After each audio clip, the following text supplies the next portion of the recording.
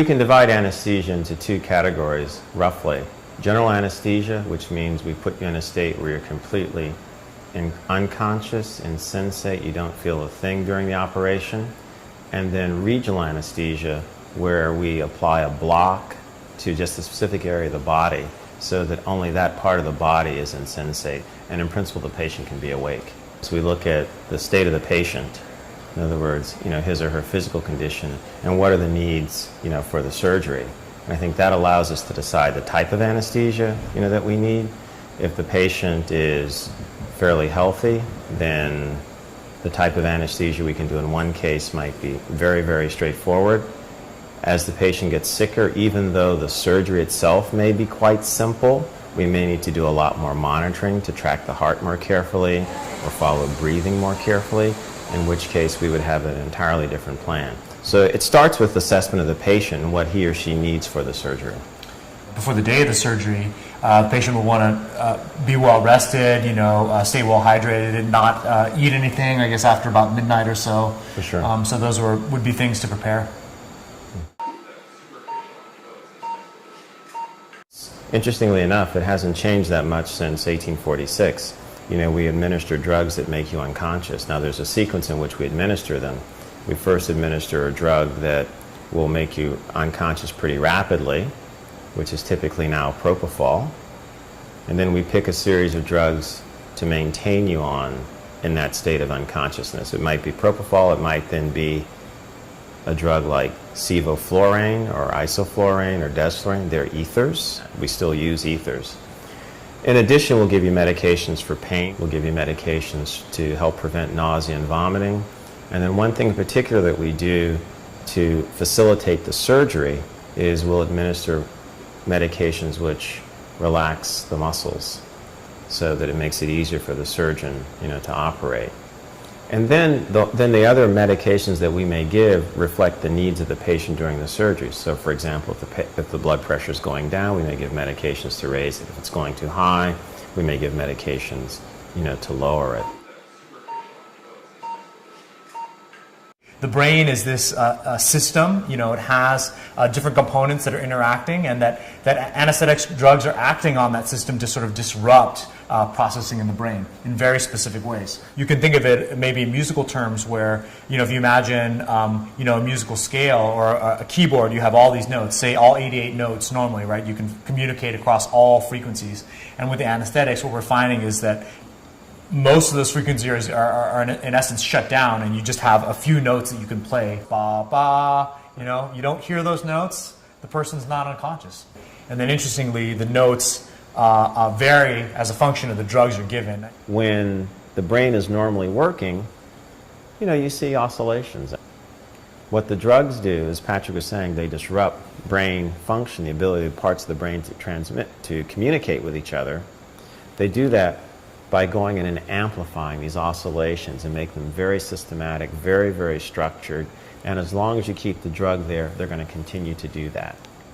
So now, if you're trying to communicate, send information down these various pathways, and you've got oscillations doing this, it's going to be very, very difficult to communicate.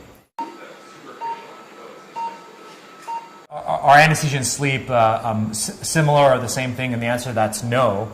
People use the terms interchangeably often in a clinical setting, but they're really, really different. Anesthetic drugs are acting, on different, if you will, brain circuits and pathways in a way that's totally artificial, whereas sleep is sort of this endogenous process. Some of the circuits are the same, but the states that you put the brain in under anesthesia are really quite different. Safety in anesthesia is really predicated on being able to see the patient's physiology, the patient's vital signs, and being able to maintain them. But we're really advocating for having brain monitoring be a standard part of anesthetic monitoring. We have all the other vital signs to tell us, when things are going wrong, when the side effects might be happening. But the brain monitoring is really central to actually understanding what state the patient is in, what effects the drugs are having, and whether you're giving, the correct anesthetic. This perceived bad occurrence is extremely rare, and in 2017 it's totally preventable. Yeah, scientifically, there's no reason for that. There's no reason for it. Yeah. The really, extreme cases that people hear about where, I could hear everything, I felt everything, that just cannot happen if you're monitoring the brain. The question, unfortunately, now is it's quite variable. And it depends upon, the drugs that you received, again, your physical condition, or the patient's physical condition prior to having surgery, and also what was actually done basically during surgeries. Our feeling is we should have the ideal anesthetic. If I'm talking to the patient before the surgery begins, and the patient is perfectly lucid, and we're able to have a very clear conversation, where we want to get to is eventually, as soon as the anesthesia is turned off, the surgery's over, the anesthesia is turned off, we want to have the patient return as quickly as possible within a few minutes and be able to have that same type of lucid interaction. Anesthesia hasn't been conceptualized this way. It's been thought about as kind of a black box, something that is just done, it happens to work, and you take what you get. But no, it shouldn't be that way. We should control it so that, patients have the best possible care.